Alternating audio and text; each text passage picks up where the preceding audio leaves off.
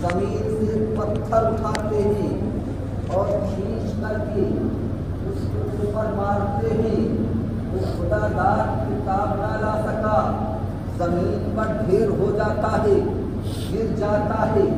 ابو قحافہ دوڑ کر آئے اور حضرت ابو بکر کے ہاتھ کو پکڑتے ہیں اور تمہاری ہمت آتی ہے، یہ دو چار کپڑے بھی رشید کرتے ہیں اور آپ کی والدہ محترمہ کے پاس لے جاتے ہیں اور یہ سارا ماجرا آپ کی والدہ سے کہتے ہیں تو آپ کی والدہ محترمہ نے کہا کہ اس بچے کے حال پر چھوڑ دو، اس لیے کہ یہ جب بچہ پیدا ہوا تھا تو غائبانہ آواز آئی تھی، عاطف کی آواز آئی تھی، یہ بچہ عتیق ہے اور آسمانوں میں نام اس کا صدیق ہے اور محمد عربی صلی اللہ تعالی علیہ وسلم اس کا صاحب و رفیق ہے۔ حضرات محترم صحابہ کرام کا مجمع ہے، اس مجمع میں حضرت ابو بکر صدیق رضی اللہ تعالیٰ عنہ بھی موجود ہیں۔ جب اس واقعہ کو حضرت ابو بکر نے صحابہ کے مجمع میں کہا تو حضرت جبریل امی حاضر ہوئے اور فرمایا کہ صدیق جو فرما رہے ہیں وہ سچ فرما رہے ہیں۔ حضرات محترم تو ابو لہب نے نبی مصطفیٰ صلی اللہ تعالی علیہ وسلم کو کہا کہ تمہارے ہاتھ تباہ و برباد ہو جا، خدا کر تمہارے ہاتھ تباہ و برباد ہو جائے، معاذ اللہ من ذالک۔ اے میرے پیارو، اللہ کے رسول صلی اللہ تعالی علیہ وسلم رنجیدہ ہو گئی، پریشان ہو گئی، غم زدہ ہو گئی۔ ادھر پروردگار عالم نے جبریل امی کو بھیجا، اے جبریل جاؤ اور میرے حبیب سے کہہ دو کہ غمزدہ ہونے کی کوئی بات نہیں ہے، پریشان ہونے کی کوئی بات نہیں ہے۔ اگر اس نے اپنی گندی زبان سے کہا ہے کہ تمہارے ہاتھ تباہ و برباد ہو جائیں تو تمہارا ہاتھ تو ید اللہ ہے، تمہارا حکم امر اللہ ہے، تمہارا آئین اللہ ہے، تمہارا چہرہ وجہ اللہ ہے، تمہارا سبق لا الہ الا اللہ ہے، تمہارا وجود محمد رسول اللہ ہے۔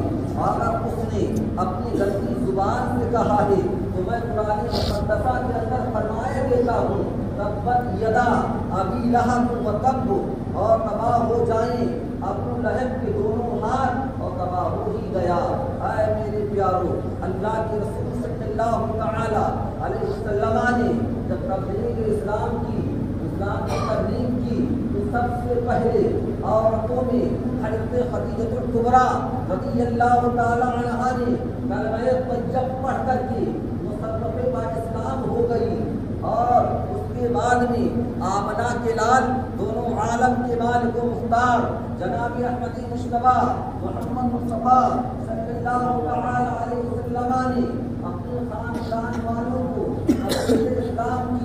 اسلام کی دعوت دی تو بہت سے لوگ جمع ہو گئے، لیکن کسی نے نہیں مانی، اپنی اپنی چوٹیاں لے کر جانے لگے۔ ان جانے والوں میں ایک بچہ تھا جو بڑا کمزور تھا، جسم لاغر تھا، جس کی طاقت کمزور تھی، جسم لاغر تھا، جس کا نام علی ابن ابی طالب تھا۔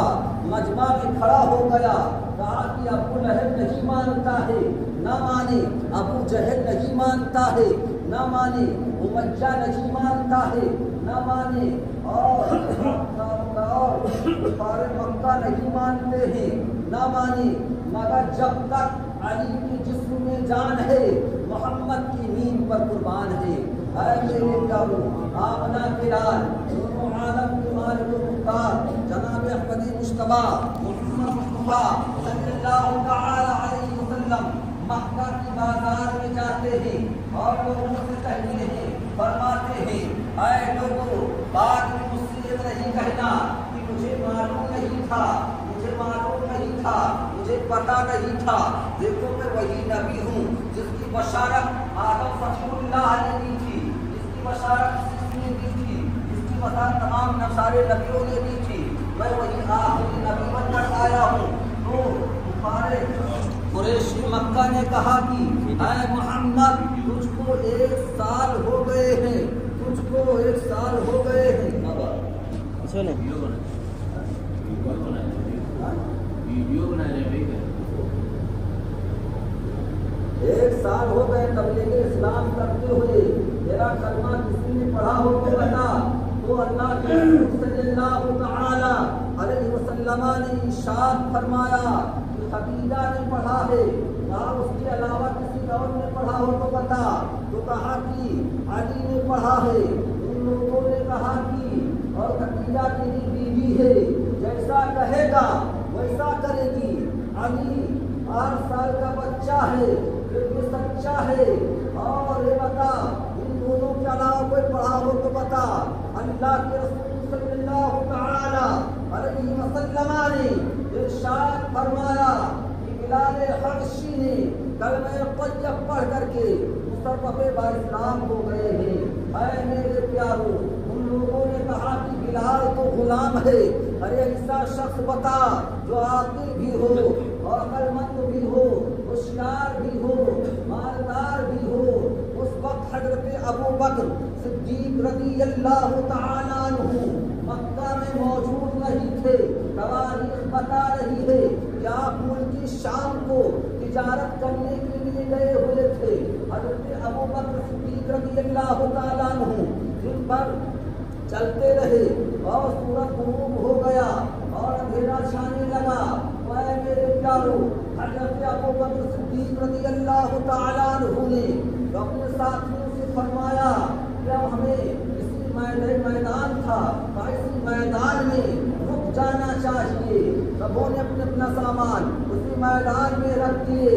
حضرت ابو بکر صدیق رضی اللہ تعالیٰ عنہ نے اپنے غلام سے فرمایا، کی فرمایا کہ اس میدان کے قریب میں گرجا گھر تھا، کہا کہ اس پادری سے پوچھ کر آؤ، اگر وہ حکم دے، اگر وہ کہے تو ہم لوگ اپنے مال، اپنے قیمتی سامانوں کو اس کے گرجا گھر میں رکھ دیں۔